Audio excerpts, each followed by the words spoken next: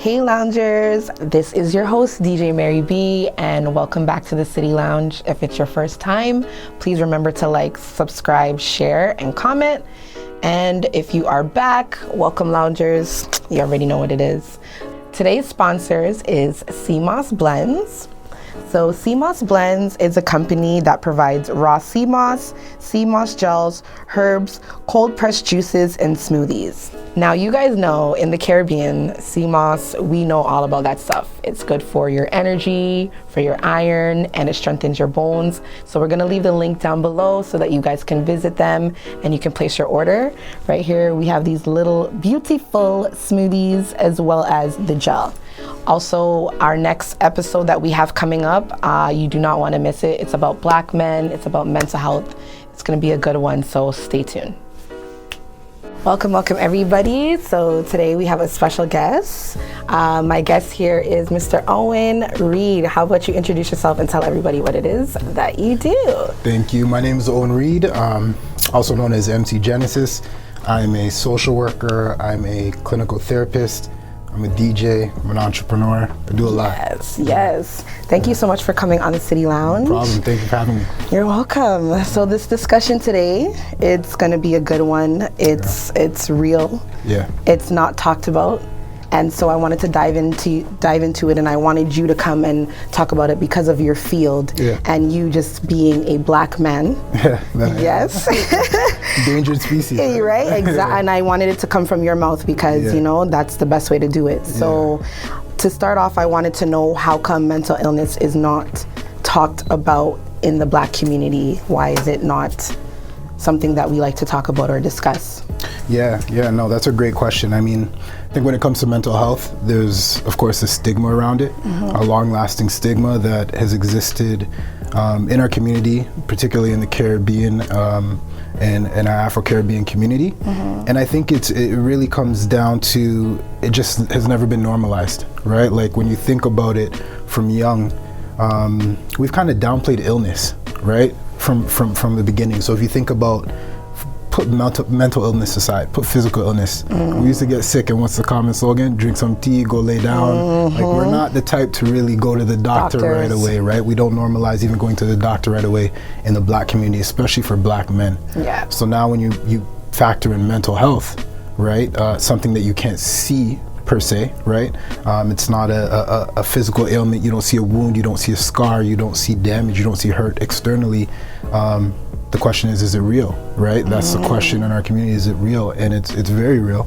But I think we're on a journey to normalize it and bring it to the forefront. So I think we've come a long way, but I think we have a long way to go. We have a long way to go. Yeah. And why would you say that? I know you said that it's not something that we talked about it because we downplayed it. I think it's because they see the physicality of Black people. Yeah. They see that we're strong people. So it's kind of like, even in our parents' culture back home, you know, they just don't talk about it. Well, you know what, there's a lot of research behind it. I think there's a lot of different explanations for it, but you brought up a great word, strong. And just to divert for a second to Black women, because when you said strong, I automatically thought about Black women because you said it and I'm looking at it. But, automatically, right? The common saying is, when we'll look at a Black woman who's going through, a lot, right? Whether she's single, whether she's living in poverty, whether she's parenting numerous kids, whatever the case may be, whether she's been through domestic violence, the woman who's survived it, we often refer to as strong. For a long time, that's been considered a compliment. But when you think about it, it's also enabling, right? It's also making it feel like you take away the pain, right? That woman is experiencing. So when we even say to Black women, oh, you're so strong, right? Realistically, they're hurting, they're suffering, right? So facts. Now we shift that to the Black man who's been told from a very young age, you gotta be masculine. You can't show no emotion. Don't let them know you're weak. Don't hurt. And that's something that has existed with our fathers, right? It's passed down through generations, right? So I know as a child, I grew up to my dad saying, don't cry, right? I'll be vulnerable for a moment. I remember a very vivid story one time that is just when Sega came out, and my dad got me Sega. and he got me Sonic, and I was playing the game and I couldn't beat the first level, right? And all the full disclosure, I grew up in a home where there was domestic violence, right? So I remember that vivid story. I must have been like 4, but I remember it like yesterday. I couldn't beat the level, and I kept trying, and my dad was getting mad at me to the point he was yelling because I couldn't beat the level. I didn't want to give up. Started crying. He's like, "You're not gonna cry." Da da da da da. Mom tried to intervene, cussed off my mom. But that is, and my dad had a lot of issues, but I don't even blame him. That's been passed down through generation and generation, right? So we normalize that aspect of it, but we really just started paying attention to it in the last, maybe 10, 15 years, right? Especially in our community, right? And I don't want to say that's for a fact, but what I've seen is it's recently come to the forefront. Because I feel like in our culture, like when someone says, okay, like let's go talk to a therapist. Therapist, I'm not telling nobody my business. You know what I'm saying? I don't need to talk to the lady. And it's like, yeah, you do. Depression, well, what's depression? What's anxiety? Not knowing that all the while we actually felt the way we feel, we have these feelings. You know what I mean? And it's not acknowledged. I feel like in our culture too, we're not always emotionally safe with our parents. Right? Because it's all about rah, rah, rah, rah, so I do believe that, you're right, it is passed down through generations. Definitely. And it's like kind of normalized because that's what we see. Definitely. I mean, I work at the school board full time outside of my private practice.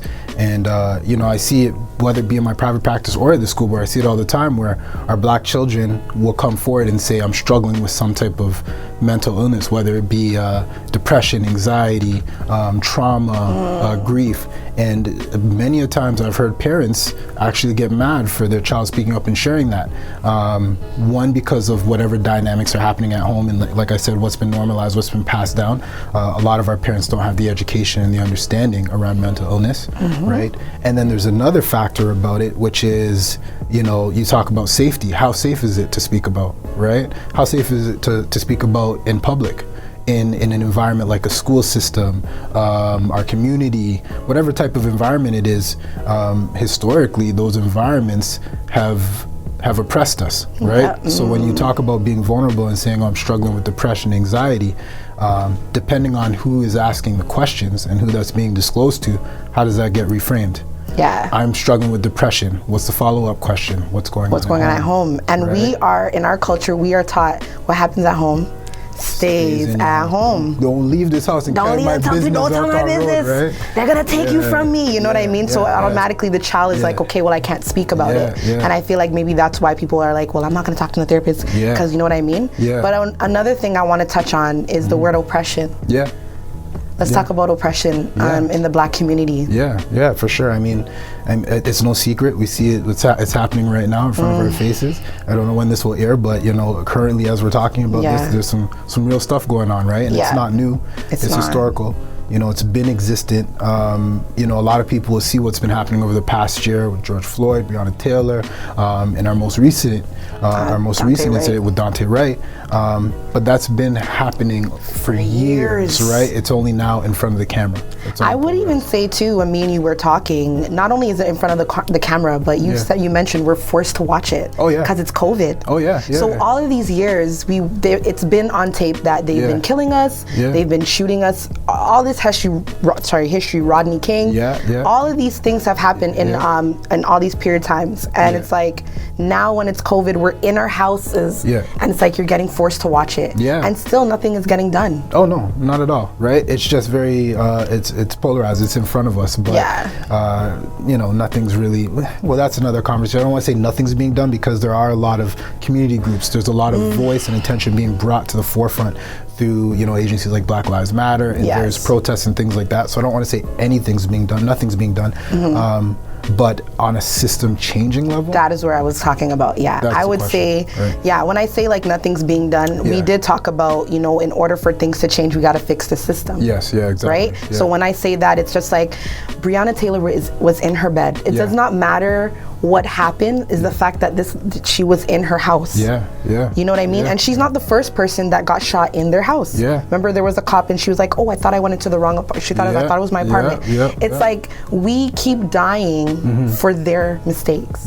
Yeah. You know what I mean? If it is that, that's what they say it is. I mean, it's not a mistake. Right? It's not. They know what they're doing. Yeah, You know what I mean? yeah, And yeah. so you did talk about that playing a part in mental illness, because it's like you're growing up, you're Black, and you're physically seeing that our lives just don't matter. That's exactly it, right? It doesn't matter, and it plays into your illness, it plays into your self-esteem, it plays into your confidence. Yeah. You know? Yeah, so when you talk about mental health, that's it, right? Because not only are they killing us, they're oppressing us, they're keeping us in situations of poverty, our socioeconomic status. It's all a system at work. It's layered, right? Against us. So now you factor in what's happening for us when we're struggling with depression and anxiety. How safe is it for us to speak up? What does the therapy look like, right? Our parents may not understand, what clinical therapy means. You tell a Black parent, I want to provide some clinical therapy to your child. That sounds like you're putting my child in an institution. Yes. Right? So can you clarify that for us, what that is? Yeah, so clinical therapy is really what I do is talk therapy, right? It's working with individuals, with couples, with families, to support them with whatever mental illness or challenge that they're experiencing that's impacting their mental wellness. Yeah, so it's really having a conversation. And I almost don't like to formalize it as much as it is. It's named clinical therapy. For me, clinical therapy is what we're doing right now. Right? Just having a conversation. It's having a conversation about real stuff. Real topics, yeah. Real topics, real life. Of course, there's a guide, there's a knowledge and an education base that we bring to the table to support coping strategies, to support treatment. But treatment also comes in the conversation. Yes. Right? Being seen, being heard, exactly, and being understood. You got it. Right? Yeah. All of those three things can play a big factor in how somebody may feel about themselves. Exactly. Just trying to understand, why do I feel this way? Yep. You know what I mean? So I think those are factors. And then in terms of how our youth are growing up, I would have to say where we need to really come in is building strong minds for our youths. Yes. You know what I mean? That confidence level, those daily affirmations having with your kids, having these kind of conversations with your kids. Yeah. How do you feel? Yeah. You know what I mean? Yeah. What can I help you with? Yeah. Just having, I feel like in our culture growing up, we and you talked, we're raised by aunties, uncles, grandmas, we're raised by the whole community, the whole village, you know what I mean? But are we actually being seen? Are we being heard? Are we being validated? Yeah. You know what I mean? Because all of those things play out in how you're going to be in your future, or how things play out, right? Of course. So I wanted to talk to you about the contributing factors. I want you to break it down for us. Yeah, contributing factors to mental health. So, when I look at the contributing factors, I look at it from three levels. I think of the individual, I think of the family, and then I think of the larger system. So individual, family/community, and then the larger systems at play, right? Micro, meso, and macro is how we'll describe it in social work terms or clinical terms. Yes. Micro being the individual.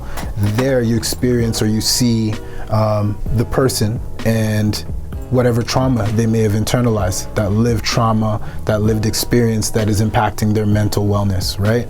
So for a child that may have suffered from grief of losing a sibling. Yes. Right? That's individual trauma. And full disclosure, just to, like I said, this is a very transparent conversation. Yes. I as you know, I lost a sister at a very young age. So I had to deal with that grief at a very young age. I lost my sister at the age of 10. She was 12 years old. I'm really sorry to hear that. Oh, thank you. I appreciate it. But, that was a test, right? That was a test to how I was going to recover, how I was going to survive, how I was going to cope, how I was going to carry on and not let that impact the path that I was going to go on, right? So when you look at the individual, those are the individual factors. What is impacting the individual in that moment, right? Now when we shift to family community, we're talking about, maybe family trauma. We're talking about community trauma. What is this group of people endured, right? What is this unit, this family endured? What has generationally impacted this family, right? So poverty. Yes, right? that plays a big part. Huge part. Socioeconomic status. one parent, single parent homes, divorce, separation, family conflict. Those experiences I define or describe as the family contributing factors, right? Yes. And then the macro is the larger systems at play, right? Leaving my house as a black man and not knowing if I'm going to make it home at night, right? What is my experience going to be throughout that day?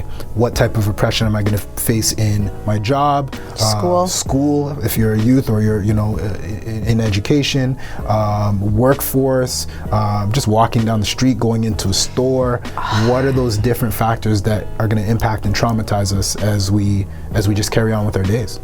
And just leading off of what you said, everything that you mentioned with the individual, with the family and the environment, Owen, how is it being a black man? It's tough, it's tough. I think it's a test every day. I think we're a resilient group of people, right? We're a resilient population. We've had to endure for years, and we've made it through how many years of oppression, and it's not as overt as it used to be, but it's just as dangerous in the covert nature it takes place, right? Yes. They're not whipping us, but they're suppressing us, right? We're not in the fields picking cotton, but you're not going to be the CEO of this company. You're going to be a worker, right? And you're going to report to a white manager, and that white manager may have certain biases or lenses against you, and you're going to have to deal with it because that agency protects that white boss, right? And that white boss sits at the table with other white bosses, right? Yes. And they have the same mindset. And that's part of it is, right, for a while, when I first joined the school board, is interesting. So prior to that, I worked 10 years for Children's Aid Society. And tough job. I didn't know that. Yeah, very tough job, tough experience, having to go in homes and support families and at times even remove children from families. And even in that line of work, you definitely saw the overrepresentation when it came to black children in care, black families involved in child protection agencies. When I came to the school board, I saw that pattern continue in a different form, right? Then you start to see it operationalized in the school system, right? Yeah. You see the black child who's separated from the classroom, who's IEP'd or streamed into certain fields or pathways of education, right? Instead of going the academic pathway, no, you're gonna go applied or locally developed, right? Now we're impacting that child's success, that pathway to success, right? So you see it in so many different forms taking place. You ask what it's like to be a black man, now factor in a pandemic, right? Yes. And as we spoke about in the pre-show, we're raised by the village, we're raised by the family. We are a social population, right? Yes. We go to auntie's house, we go to uncle's house, we go to pastor's house, we go to church, cousin's house. We spend all day at church. We can't go to church no more, right? We're used to being at church Sunday morning till Sunday night with one beef patty, and then Bible study and Bible class, and you're chilling with your fellowship with everybody. So it's and now we're separated. Yeah, our mental health is being tested. Yeah. And I think for us, the thing that I feel like hurts the most is, through this pandemic, is seeing the case of George Floyd, seeing, Dante Wright, and seeing all these people lose their lives. And there's just I have to say it again, there's nothing being done. I don't even know why there is even, I understand there has to be a trial, but he's a murderer. You get what I'm saying? He didn't just shoot this man. He had his whole weight and his knee. And we have to be forced to watch this. Of course, We have to be forced. Did you see the one where they were trying to paint this guy as an angry black man? And he's like, you're not going to do that. It's like, you guys keep testing us, and it's like, what more do you want from us? It's draining. It's exhausting. And then we gotta wake up and we gotta go to work. Of course. And we gotta smile with our coworkers. Of course. And we gotta explain these things to our children. I have a black son, and I talk to my son already. I don't care who wants to judge me. My son is 6, and I let him know, if you're ever in a situation where it's gonna be bad, you need to remove yourself, because Timmy is not gonna get the same consequences that you're gonna get. No, he's not. Get what I'm saying? Yeah, exactly. So you need to make sure that you're not in a space like that. My son loves the movie The Hate You Give. So he's very aware of the cops. He loves that movie. He's very aware of it, you know what I mean? And I think that's the most heartbreaking thing, is that we have to, generation after generation, explain these kind of things to our kids. Yeah. And then we just have to pray and hope for their mental. Yeah. You know what I mean? And Yeah. you just explaining to the viewers and to myself how it is being a black man. Yeah. It is tough. And I want you to know from the black women, Yeah. we really do love you guys. Yeah. We really do. I think we are the only only race that will ever understand Of course. your struggles. Of course. You understand what I'm saying? Yeah, definitely. We root for you guys. I don't know if you've seen where that white guy was haunting that little boy, that black boy, Yes. and who was the first person on that guy's doorstep was a woman. She's like, yo, come Loud and outside. proud. You know what I mean? Yeah. Keep that same energy. Yeah, keep that same energy. You know what I mean? So I want the viewers to know, not even just the viewers, but you, like, black women are for black men. Yeah, you know, for I've sure. said it on my show before. For sure. We really do love you, and I think that I love that you came out here and you showed people what it is, the daily struggles that you guys go through. Yeah. You know what I mean? Yeah, well, you brought up a great point. I just want to touch on it. Is you asked earlier about the contributing factors, and the one I didn't mention is racism, right? And when we're when we're looking at what is impacting mental illness, we always like to look at, you know, poverty, all those other factors, the individual, the same ones I listed. Yeah. But we got to further the conversation, acknowledge that racism is a contributing factor to mental illness. You brought up the angry black boy. Why is that boy angry? Right? Why are we not validating the fact His that he feelings. may have experienced oppression after oppression after oppression, which makes him angry, which makes him not trust the system, which makes him normalize his treatment, which makes him hopeless, right? So when we see that young man in school and he has that attitude, what questions are we asking? Exactly. Before we just we judge him. typify Yes, right? before we label typify him. and judge him. Yes. What questions are we asking him? Yeah. Why are you feeling this way? And are we validating his voice? Are we creating a space that even makes him comfortable to speak up? Right? And I said it before earlier in the show. Yeah. We need to create an emotional safe space for our children. Exactly. Because not all of us had that. Yeah. And we see that a lot of us we need therapy and we need these things. So if you want to break generational curses, I'm learning, because I went to school for ECE. Yes. And before when I went, I had stopped. But before when I went, they were all about cognitive. Yes. And then I stopped for a while and I went back, and now they're on the emotional. Yes, Because they're understanding that emotional is way more important, because you got to be good here in order to be able to function, right? Of course, yeah. And by that, you want our kids to be able to be, in order to be social, you got to be comfortable. You got to know your feelings. You got to be able to regulate, you know what I mean? And so racism definitely plays a factor. And a lot of people like to say, oh, well, Canada's not that racist, but we want to know how Canadians hide their racism in the workplace. That's why when you were telling me all those things, I was like, okay. It's true. I always believe that's where the most racist things happen in Canada. Yeah. We are very multicultural, of course, but just look down the line of where you work. Like you said, who your boss is. Like, just take in it, how they treat your coworkers. Yes. Because you know what I'm saying? I see it. Yeah. And when we do make it to certain positions, they try to separate and divide us. Oh, definitely. Right? Or they make the black person be like, okay, well, you go talk to those other black people, and then they come in like Uncle Tom, and they're like, they're just like, you know, you don't want to, obviously you don't want to come off and be like, oh, well, I'm your brother or sister, but it's like, yo, like, they really have you playing the ass right now. 100%. Like, calm the F down. 100%. Let's bring it down a notch. Yeah. Because those are the ones that I see. Yeah. That when they give them that position, I remember I was complaining to my dad about one of my supervisors that were like that at one of my other jobs, and he was just like, Miriam, like, she's just trying to keep her job. Yeah. If she does not act like this, she can't keep her job. And I didn't understand it. I still don't, but I mean, I do, but it's like, it's not right. It's not right. Exactly. It's not right that you have to be this person in order to keep your job. When your other co-workers can just be who they are. Exactly. You know what I mean? So the contributing factors, I like that. Yes. And let's talk about, before we end, is we need to fix the problem. Yes. How do we fix the problem? How do we fix the problem? With what's going on with racism and everything like that? Because I have a couple things I want to say, but I want to hear what you have to say. Yeah. Well, you know, I think that's been the question ongoing, is how do we solve this? And, you know, kudos to all the effort that's being done. I like seeing, you know, feet to ground. I like seeing us on the front lines. I like seeing us do the work. But at the end of the day, we're not going to solve the problem unless we fix the system. It's got to be top down, right? Yes. So, and I encourage, and one of the solutions I see, right, is utilizing our allies. And I used to use the word allies being those, you know, who are white, who are who understand and want to see change. Yes. Now I stopped saying allies and started using the word co-conspirators, because allies has been the commonly used term for years and years. But I remember watching this interview. I don't remember her exact name, but she's a doctor. It's an amazing interview. I'll send it to you after.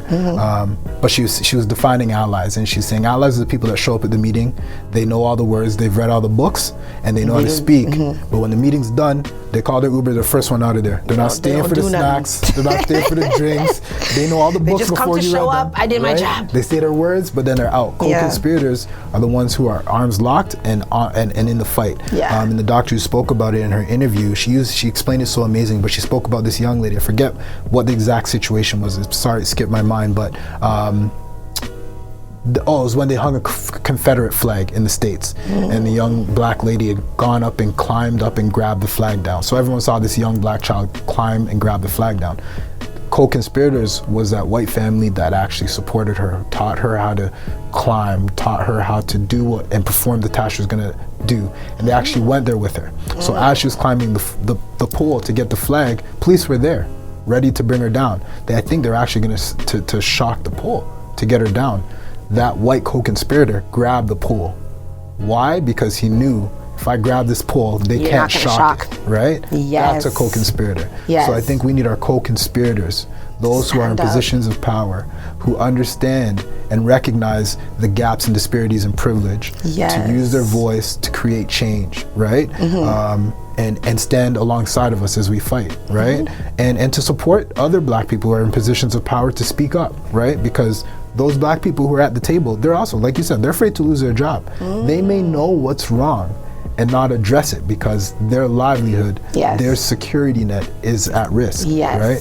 We need to create a space, like you said, for our voice to be heard, for us to call out oppression, for us to call out wrongs, and acknowledge it, right? The other part is we need to encourage everyone to do and understand the research, understand the history, understand what's happening, right? Open up the blinders. We wear blinders like this. It's not okay for a white educator to not understand our history at this day and age in life, right? Facts. You don't just teach white kids. You teach kids of all cultures and backgrounds. So if you don't understand their experiences, you need to pick up a book. There's no level of training, there's no amount of training we can offer in any institution that's gonna let you get it. When you have downtime, rather than picking up the new Cosmopolitan, pick up a book. Google is free. We're in a different world. You'll find the tools and resources to understand what is going on, right? Ask questions. Ask your black friends questions respectfully, right? Call out your blind spots, acknowledge where you're wrong, but do the learning, right? Because it's not us to teach. We're not supposed to be teaching them. Exactly. Right? It's not our job to teach you guys. It's not. Not at all. I love how you said that. That was really good. You know what I mean? And it's definitely everything that you said. You were on point. I have nothing to jump off of that. I just have to say, like, yo, just guys, go out there and do the research. You know what I mean? Knowledge is power. It's necessary. It is necessary. And let's just try to break this generational, curse of not being seen, not being heard, not being understood. Having this whole angry black man, black woman, strong woman mentality. And let's just change the narrative. I'm optimistic. I'm very happy the place we're in because I think this generation where we're at and under us is the most critical thinkers, right? Our parents, they migrated here and they did a lot, but their job was really to get here and make a life. For us, they literally really, walked so we could run. That's it, right? And we thank them for that. For the parents who have done the work and understand it and understand what's happening, I love it and appreciate it. But we are here. We're now born here. We have a level of understanding. We have a level of education. We are the social media age. We're the information age. So I'm optimistic because the conversations are happening more regularly. We're normalizing it. So I think what we're teaching our kids and what they'll carry on as it cycles through generation will allow us to get our voice heard, will allow us to stand up more, will allow us to challenge systems of repression and change them, right? So there's a lot of hope in that regard. I know a lot of people look at the kids nowadays and say, wow, Guan, like, what are you guys doing? What are you guys listening to? This foolishness, ton off that. But really these kids are critical thinkers. They don't they're not following suit. right? They're not just doing what's being told. And a lot of people look at that and say, that's disobedience, you're disobeying. No, what they're doing is critically thinking for themselves. They're making mistakes and learning on their own, right? They're doing research, they're being exposed to a lot more. And the hopes is that as they get older, they're gonna have a level of knowledge. Listen, we gotta make mistakes. Right? Yeah, in order to learn. My clients, don't be afraid to make mistakes. Yes. Part of anxiety, a lot of people with anxiety, they're fearful. They're fearful of the unknown. They're fearful of making mistakes. They're fearful, of it being in the forefront, like they've made an error. But imagine a world where everyone didn't do thought anything. They were perfect. Exactly. I think it cripples people. It cripples them, and they're afraid of the outcome. Yeah. But it's just like, why don't we entertain the thought that it may turn out to be good? Exactly. It's all about perspective. It's all about that positive thinking. Exactly. We got to welcome our mistakes, because every time we make a mistake, it's an opportunity to learn, right? You go to the gym, you strain a muscle to get it stronger. You have to fall. You have to make a mistake to know. Listen, as parents, don't stop your kids from touching that thing that might burn them. Let them burn them a little bit. Let them learn through experience. Because they're going to learn not to touch that again, right? So. And they always say, those who don't hear must feel. You know what I mean? So it's like, let us go through that. Let us go through the experience. Let us go through the feeling, because that is how we learn. Yeah, don't typify these kids. Don't oppress these kids. Don't think that they're not doing, what they're supposed to do. They're learning and they're growing. Right? Yeah. So I'm optimistic about the direction we're heading in. I love that. Yeah. So before we go, everything that you said, you guys, if you loved everything that Owen said, I want you to let people know how they can get a hold of you. Yeah. If there's anybody out there that, especially during the pandemic, if you're going through things and you need someone to talk to, Owen is going to let us know his practice and where you guys can reach out to, because these are the conversations that need to be held. And you need to let people know that there's a community. People do feel the way that you feel. Of course. And I'm gonna leave the floor to you before you go. Yeah. You can find me. I'm very transparent. I'm very open. You can follow my business page, which is New Journey Counselling. I'm also, like I said, I'm an entrepreneur. I'm a DJ. I do a lot. You can follow my personal page. That's MC_Genesis. I practice out of Durham, but in the world we're in right now, everything's virtual. So don't feel afraid to reach out. Reach out to me from everywhere. Anywhere in the world you're at, reach out to me. We're in that perfect day and age where you can be in another country and reach out to me. We can have conversations. We got a lot of things happening. We've got podcasts on the way. We've got forums for discussions on the way. We've got open conversations. And if you just want to have a direct conversation, if you want to just get together and have a community conversation, I think we're at a pivotal place now where, especially our Black population, I'm speaking to our Black men, we gotta really be social. We're in an isolated time right now, and how we're going to resolve that is being social, is having routine and structure to our days, is making sure we're eating well, making sure we're sleeping well, really just covering out from day, making sure we're active and healthy, living a healthy lifestyle. That's how we keep our mental strong. So reach out to me, New Journey Counselling, MC_Genesis, and I welcome all conversations and DMs and emails. Well said. Thank you so much, Owen. I appreciate you coming on. I appreciate you having me. No problem. And guys, we're just gonna wrap it up. That's it. Like, he said what he said, and so please follow. We will leave the links down below, and if you have any questions or you're going through anything, leave a comment or reach out. Like he said, you can DM him, you can DM us, and we just want to wish you guys the best of luck and wealth going through this pandemic, because we're all going through it together. Okay, so stay strong and welcome back. We'll see you in the next episode, Loungers.